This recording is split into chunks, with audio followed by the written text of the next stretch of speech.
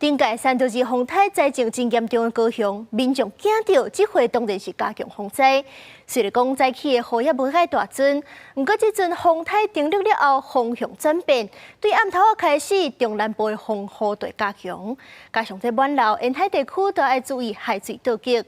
亲像这基镇的渔民都拢赶紧走去码头顺应船来状况。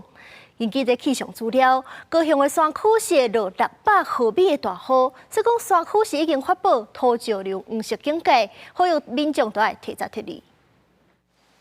基顶海边仔扭起封锁线，海巡人员31透早来回巡逻，就惊有看影的民众走入封锁线内底。所来搁去渡船头边仔一直广播，基顶透早海水关度已经接近岸边，受抗瑞风台影响，基顶的雨虽然无明显，但风渐渐变强，渔民赶来码头确认渔船的状况。你看那边都没有船啊，我们都绑过来这边啊，那边风比较大啊，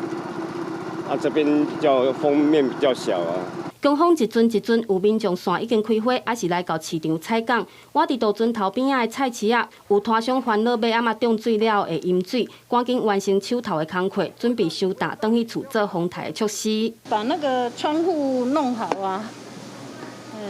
就东西要赶快收一收，可以走就要赶快走。高雄进前连续拄着凯米甲山托尔风台，就惊康瑞搁一摆带来灾情。市长陈其迈31透早开灾害应变会议，确认相关方案甲撤离等措施已经完成。避难所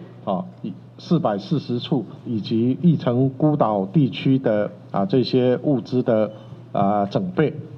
那我们也预估了大概是14天到21天左右。康瑞估计会为高雄平地带来300毫米的雨量，山区是600毫米。中央已经对那玛夏、桃园等山区发布土石流黄色警戒，高市府嘛提前对山区部落做预防性撤离。到31中昼已经撤离2304人，估计下晡3点到暗时9点是风雨上强的时阵，嘛提醒民众减少无必要的外出。记者陈焕武、柯正俊高雄报道。